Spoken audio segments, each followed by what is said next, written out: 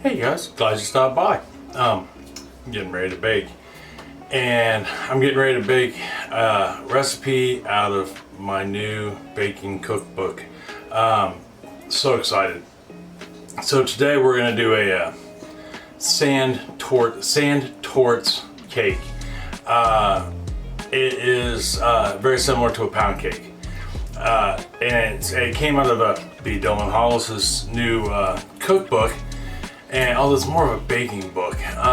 But anyhow, you've got to pick this book up. I like cookbooks. We have a bazillion of them. Not quite as old as his cookbooks, but close. I mean, I've got some from the 50s, 60s, 70s. They were my great-grandmother's grandmother's, Chris's family, things of that nature. But his, he separates it into decades from 1900 to 1910, 10 to 20, all the way up to 1980s. And I thought, well, let's just start at the beginning, right? And I want to bake a ton of stuff in here, but this one I thought would be a good one to start with, because I think it's easy enough that anybody can bake this, right? Because that's kind of what we want to do. But it's exciting, and like I said, if you get the opportunity to get his book, you really should, especially if you like to bake. It is spot on. That being said, if you're new and this is my first video, welcome. I hope you check out some of my other videos, find something that you get out of these. If you're returning or one of our new subscribers, awesome. I appreciate you stopping by. I appreciate you subscribing. Thank you. That means I've done something right. And on that note, don't forget to like, subscribe, share. Notification bell is right next to the subscribe button, right down here somewhere. And here. Yeah, it's down below me at any rate. And right next to that's the notification bell. That way, you know when my videos come out. And not that you should have to watch them right away, but at least you know they're there. I try to get them out twice a week, Wednesdays and Thursdays. That doesn't, most of the time, 98% of the time, that's the way it flows. But it doesn't always flow that way. We are a family of 6. We have got a bakery that we run, me and Chris, and plus I'm still working full-time, managing a restaurant and doing YouTube. So sometimes things get crazy, but not very often. Like right now, we just finally got through the Christmas season and we can breathe a little, right? So we'll probably be back to Wednesdays and Thursdays until something weird comes up. But anyhow, that being said, comments always welcomed. All I ask is you be nice. It's okay to disagree. It's okay to have an opinion. I'm not saying that it's not. Just be nice. Think before you type, right? That's all we ask. 99.9% of everybody that's in our neighborhood, by the way, our neighborhood is steadily growing. I think we're considered a small village now, but I like the word neighborhood. And I absolutely love talking to you guys through the comments. Keep them rolling. I have been diligent about answering almost every single comment. I'm sure I've missed one or two somewhere, but for the most part, I've been on my A game with it. Even the best basketball players miss a shot once in a while, right? So that being said, I will give you all your measurements in cups, tablespoons, teaspoons, and I'll give it to you in grams and milliliters. I personally do all my baking in grams and milliliters. It's accurate every time, no matter what, and I'll even give you an example of that again today with this recipe. So let's head on down to the counter now and start baking. Hold on for me 1 second. Okay, so we are down here at the counter, and things you will need. If you have a stand mixer, great. If you don't, you just need a larger bowl and a hand mixer. You could even use a spoon for that matter. I remember this recipe was created in 1900. Not everybody in America had a stand mixer, and hand mixers were not electric, more than likely, and so a lot of people were using spoons, and spoons are okay, or hand whisk, either way it went. But if you are using a stand mixer, paddle attachment, hand mixer, use your beaters. And you'll need to turn your oven on 350 degrees pretty much right off the rip. This is a very simple recipe. And then we're gonna need a 9-inch springform pan, something kind of deep. And we're gonna butter it or grease it, whatever you prefer to use. Shortening butter, I use butter. You can use spray. And then a piece of parchment paper in the bottom to keep it from sticking on there. So I've got those two things done ahead of time, right? My oven is on. I remembered to tell you about it. I got my pan buttered and parched. So the next thing we're gonna do, and this is kind of out of order of operation compared to the recipe, but I have right here 1 cup of flour. I think it's 1 cup of flour. Yep, 1 cup of all-purpose flour, and it's 140 grams if you're measuring in grams. Now, a standard cup of flour is 120 grams. And as I explained before, that's because some people, when they measure it out, they hold their measuring cup, they take a tablespoon or a soup spoon and pull it out, use that to get the flour out of the container they have it in to put it in, so it's not as packed. This is 140 grams because he just literally took his scoop, his 1 cup measuring cup, and put it in his container, leveled it off, took a knife or whatever and leveled it off, and then put it in. So 1 cup, 140 grams. To this right quick, I am going to add 2 teaspoons of baking soda. I have both in the bowl right here. I don't know if you can see those real well. Yeah, they're not bad. And that 2 teaspoons of baking soda is 8 grams, and I've got a 1/4 teaspoon of kosher salt in here, and that's 1 gram. And we're just gonna go ahead and put this in. Now, this was to be done later on down the road and put in at the same time, but not together like this. But it's okay. And the reason why I'm doing this is just to make sure everything gets incorporated evenly. As such, because we're going to put them all in at once. So like we'll dump the whole cup of flour in, where we've got one ingredient that, even though it's a cup's worth, we're only going to put it in a little bit at a time. So anyhow, we got that together, got it stirred up pretty good, looking good. We'll just set that to the side, right? Now we're to the mixtures. Right here I've got 1 cup, 2 sticks, 228 grams of butter, and it's unsalted butter, and it's softened. You want it softened to room temperature, but there's a difference. Softened is like 69, 70 degrees. This is the technical side of it, where room temperature is whatever temperature your room is. To get softened butter, leave it sit on the counter for about a half hour, 45 minutes. More room temperature butter, half hour, 45 minutes on up to whenever you need it. Mine's been sitting out for about 4 hours now. And then to that, I am going to add 1 cup, 200 grams of just regular old plain granulated sugar. All right, now this is what makes it kind of a pound cake, is based on the fact that there is 1 cup, flour, 1 cup of sugar, and 1 cup of butter. That's what a traditional or pound cake was. Is your recipe was the equivalent of 1 pound, or equal parts of said products.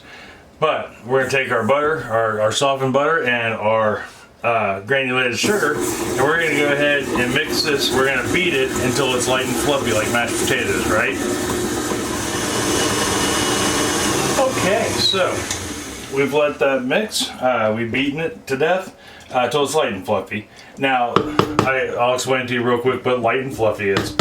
Light is the color. So butter is yellow, and then sometimes they add dyes to it to make it more yellow, so that way it looks like butter, or what we perceive as butter. But for the most part, butter is yellow. Sugar is white.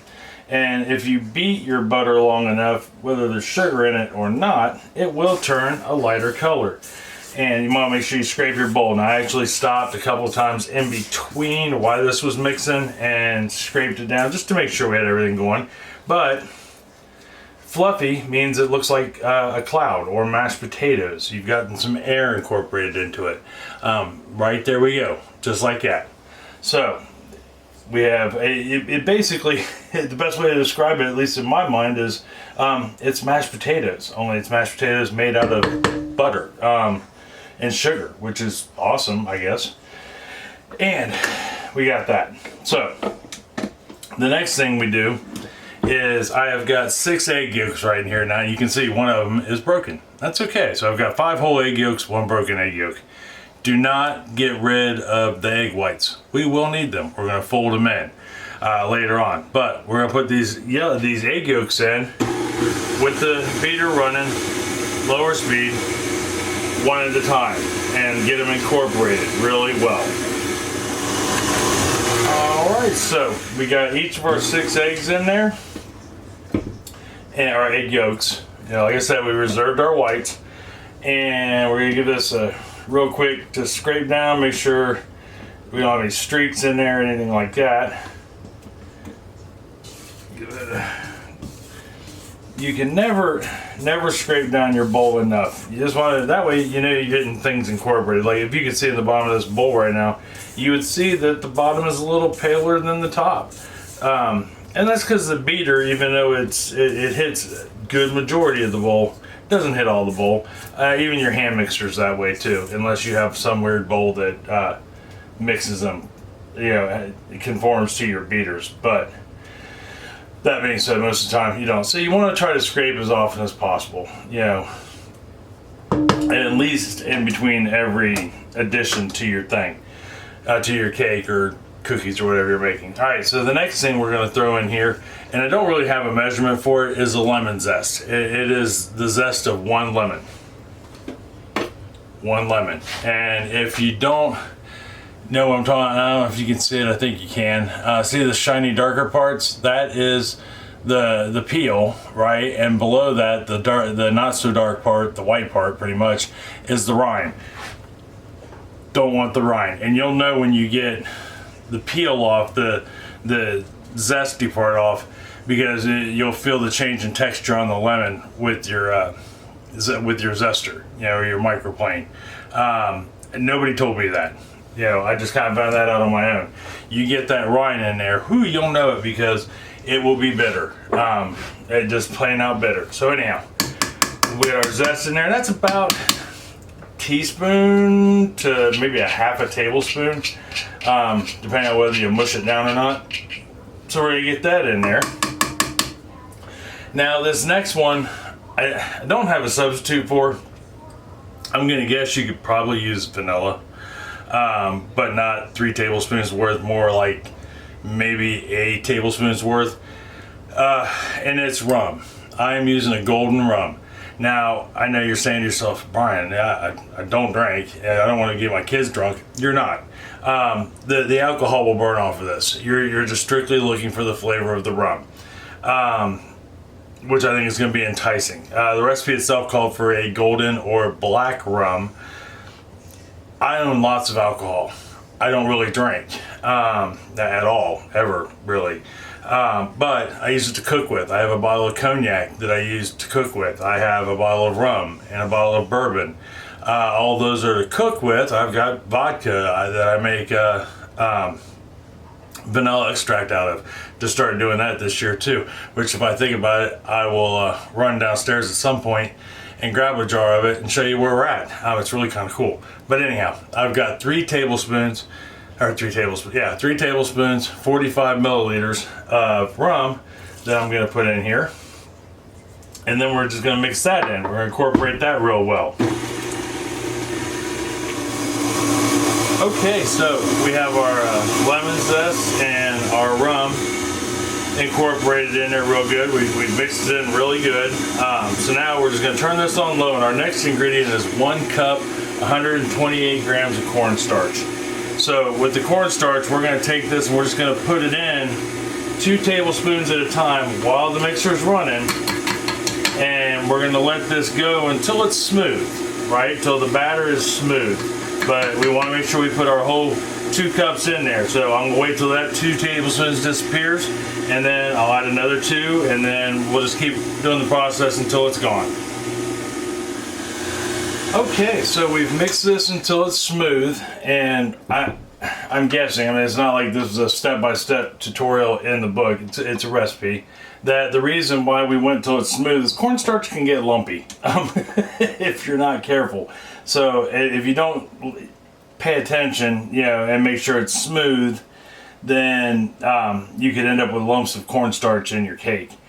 I'm not saying it's ever happened. I'm just saying that it may have ever happened. All right, so we'll give her a good scrape down on the sides because we're about done. I mean, with the cake, this cake doesn't take long. It might seem like it's taking long because I'm explaining some stuff, but I don't think this, like I said, this is a really easy cake. But we got that all mixed up. Moving on, I digress. Get that off of the spatula. You know, don't want to lose any of that batter.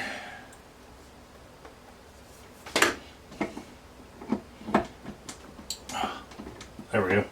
All right, so now I'm going to turn this back on a low speed, and I want it on a low speed because I'm about to dump this flour and baking soda and salt in there, and I'm going to pour it in slowly over time. And if you have it on any higher than like stir to 2, and of course you guys probably already know this because you're really smart, it'll fly up into your face. So we just want to put it in slowly. Once we get it in here all together, we're going to let this run for about 5 minutes.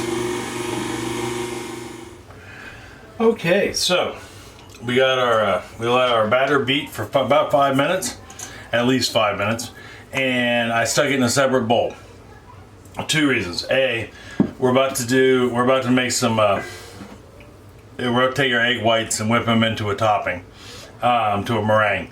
And then we're going to fold it into our batter. Well, I want to have a broad bowl in order to fold into something wider and not deeper. And the biggest part is I only have 1 bowl, so, and a whisk attachment. Now, if you have a hand mixer, great advantage. All you have to do is grab another bowl real quick and you can whip up your egg whites. So I got my 6 egg whites in here that we reserved from our egg yolks. And we're going to put those in the bowl, and then I'm simply going to mix these on high until I get stiff peaks. And when I come back, I'll show you what stiff peaks are, and we'll move on to the next order of operation.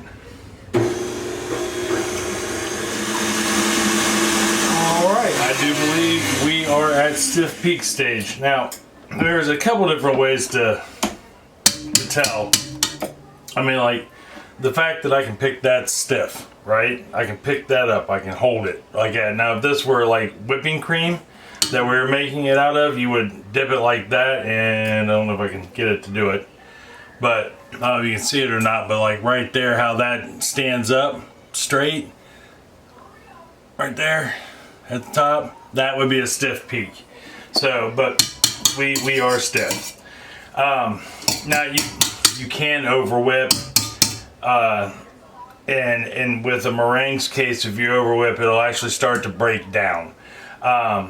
Another thing that I have learned is there are really, if you have a stand mixer or even with a hand mixer, there are very few times you're ever going to put it on 10.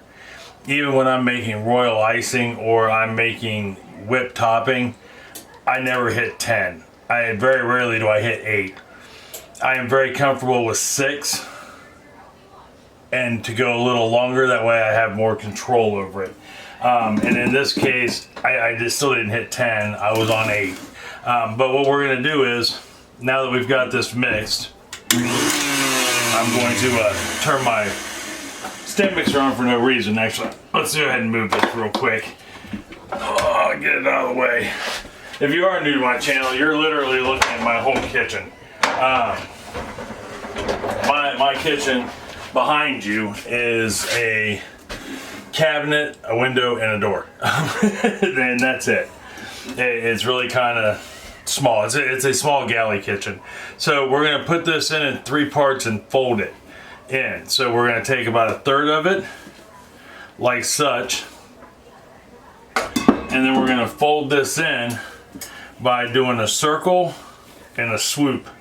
A circle or half circle and a swoop. And we're just going to continue to do that and fold it in And like I said, I'm gonna do it in 3 parts, so I'll add another probably half of that into here when I get this mixed in, and then we can move on to the next step. Okay, so we've got our egg whites incorporated. Now, the reason why we separated the egg whites and didn't leave them in was because we wanted to be able to get that extra bit of lift, and it will, because we want this to be slightly airy, unlike a pound cake, but it helps with the crumb and it gives it lift. And don't get discouraged if you, as you're folding this in, if you see it start to deflate, right? Because it's not going to be as poofy as it was when you just don't, first put the egg whites in. You're going to lose some of that, airiness of the egg white. But you should still, I don't know if you can tell or not, but we are pretty much double the batter we had, and it's not nearly as thick. You should have had a relatively thick batter, and while you're folding it in, you'll know you're done folding because you don't want to really overfold it when you don't have any white streaks left. You can't see any more of the egg white. Then you know you're good. So now that we've got that done, we'll grab our 9-inch springform that we have here, and we're just gonna pour this in. Okay, we got our batter poured in there. We're gonna take an offset spatula and we're gonna make it even. And this is just simply so that way we know it bakes evenly and we don't get like a high spot and a low spot, things of that nature. So we'll get that smoothed out, and ready to rock and roll. And I'm not going to say that I tasted this egg batter because of course it's got egg in it and you don't ever want to eat raw egg. It could make you sick. At least that's what my mom always told me. Of course, my mom always said it would kill me. Not that she baked very often. My mom wasn't much of a baker. Good woman, she could cook, but did not bake very much. But anytime she did, never eat the raw egg, never eat the batter. And I'm not saying I did, I'm just saying that I might have lived from eating the cake batter. But that being said, it tastes really good. So now all we have left to do is we'll get this in the oven, center rack, 350 degrees. And I know you're thinking to yourself, Brian, why did we start that oven so early? Well, the reason why you start your oven at the beginning of a recipe is you want it to cycle. So when you first kick your oven on, it is technically, and it beeps or whatever it is it does. And technically, yes, it's ready to go. But it may not be right where it needs to be evenly. By letting it run and cycle, you'll hear your oven kick on and off. That means it's cycling through. It means the temperature's dropped a little bit and brought back up, dropped and brought back up. And you want that. That way you ensure the entire area in your oven is hot. That way when you open up the door, you don't have too much of an imbalance. Now, I put it in there, middle rack. The recipe calls for 45 to 50 minutes. I set my timer for 45. Things we're looking for is we should be able to take a toothpick, put it in the center, it should come out clean, just like always. So when I come back, we'll do the toothpick test and talk about how long to let it sit in the container for before we take it out and let it completely cool. So I'll see you here in just 1 second.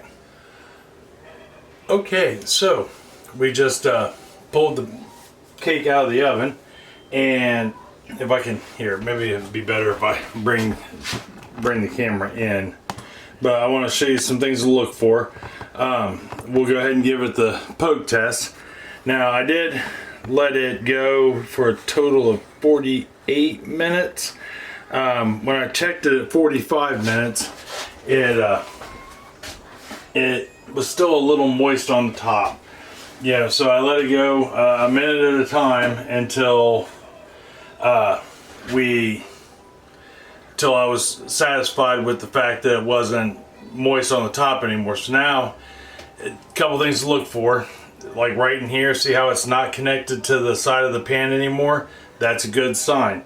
And then we'll take our toothpick and we're gonna put it in the center. Now, we're not gonna get it all the way to the bottom, but it'll be close. I wish I could find a skewer. I looked for one earlier, but could not find one. But if you look, sorry, I don't know if you're gonna be able to see that. So there we go.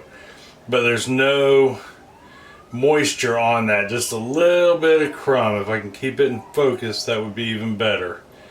But there we go.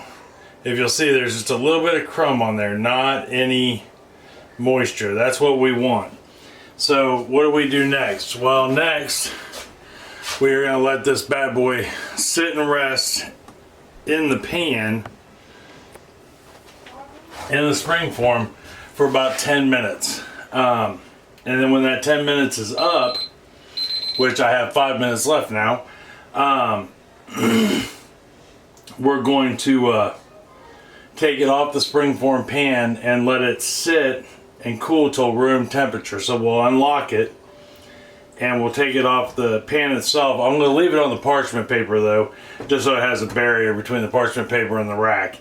And I'm going to let that cool down to room temperature, and then when I come back, we can do the final little bit of simple decorating this thing gets, but I'm kind of excited about, and try a piece. So hold on for me just 1 second.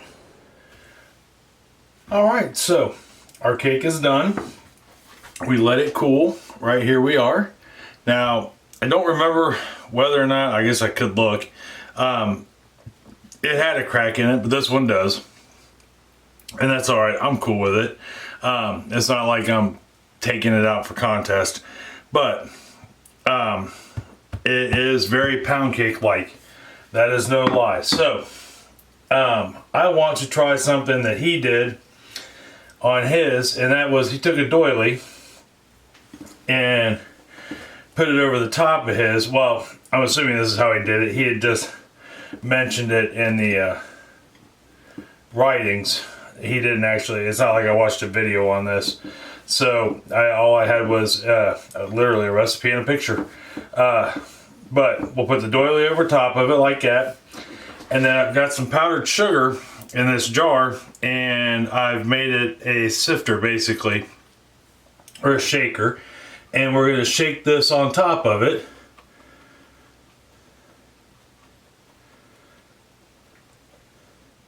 Okay, we got it sifted on top. And now we'll just gently lift this off, and it didn't turn out too bad. Alright, we could probably lift this up. Maybe, if I don't drop it all over the place first. And then set her back down. Not too bad, not too bad. Now I was thinking, like I said, I have never tried this cake before, so I don't really know how it tastes.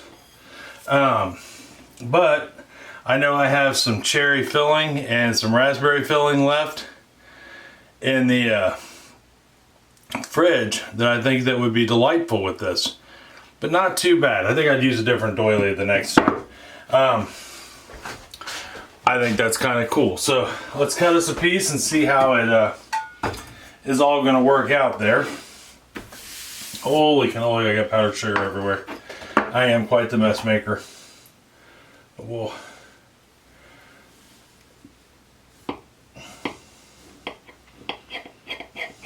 I'm trying to remember how he described it in the recipe, because he gives a description of it in his book, but I don't remember now, other than it being, because I found it funny, the Germanian cousin of the pound cake,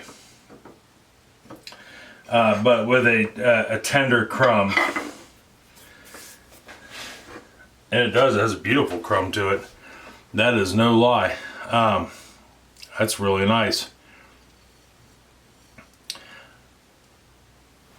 And I am sure that this would normally get a topping on it. And I was thinking about that, about the rum part of it.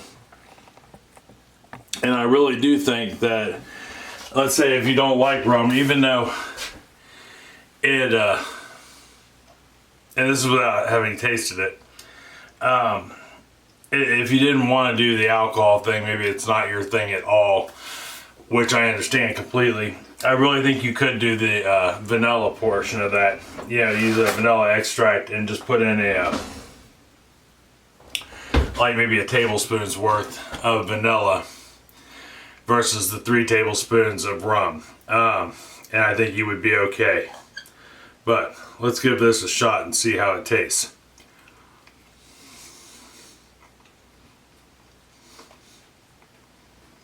That's really good.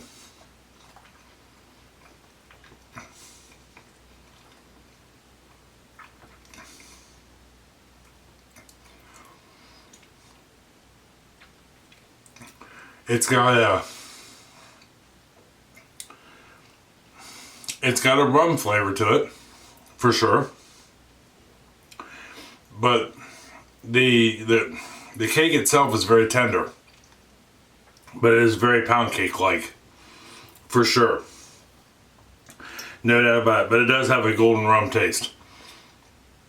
No alcohol left in it, but I can taste the rum.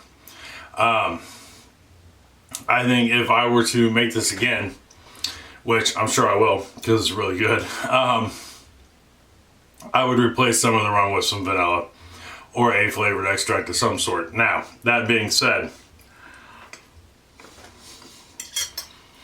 if you have a favorite fruit topping, that would be perfect on this. Cherry, strawberry, blueberry, pick a topping. Because that is good. That is really good. It's sweet, not horribly sweet. Like I said, I can taste the rum. Not heavy. I mean, it's not like you're lifting the bottle up and pouring it down your throat. But it does have that hint there. That's its flavor. If you noticed when we were putting it together, it did not have any flavorings in it other than egg. Yeah, there was no vanilla, there was, no chocolates, no, just the rum. The rum was its only flavoring, so I kind of expected that. I would maybe put in a teaspoon of vanilla with it. Back off some of the rum. Just replace it a little. So like, teaspoon, 2 teaspoons, back off 2 teaspoons of rum. And I think that would give it a nice vanilla flavor, or you could use any extract you want, I suppose. And definitely a fruit topping of some sort, or even a chocolate drizzled over the top would be great, I think. But that is a good baseline cake. It really, the texture of it is amazing. He wasn't wrong. It has a wonderful crumb. It's tender. It's just delightful. Hands down. Give this a try. Like I said, and let me know if you do. Like I said, I'd recommend switching out some with the vanilla or just using vanilla if that's what you desire, and trying a fruit topping. But if you do try this, leave me a comment down below. Or if you've made this before, let me know. I think it would be awesome. So next week, I have no idea what we're gonna do for dinner or dessert. I have 1,000,001 different ideas, and but I think we're gonna keep it. I don't know. I don't know. I have no clue. But I do know this. I love you. I love you very much. I mean that from the bottom of my heart. Tell somebody else you love them and that you love them very much. They may need to hear it. It's gonna make them feel better either way it goes. It's gonna make you feel good to tell them. And if you make them one of these cakes, these Sandtorte cakes, Abby's home. They'll know, and it'll give you time to sit and have a good conversation while having a great piece of cake. So till next week for dinner, I love you. I'll talk to you then. All right? Daddy. Bye. Daddy. Yes, dear. Yes, you are. We're filming, lady. We'll talk to you later. All right? Bye-bye.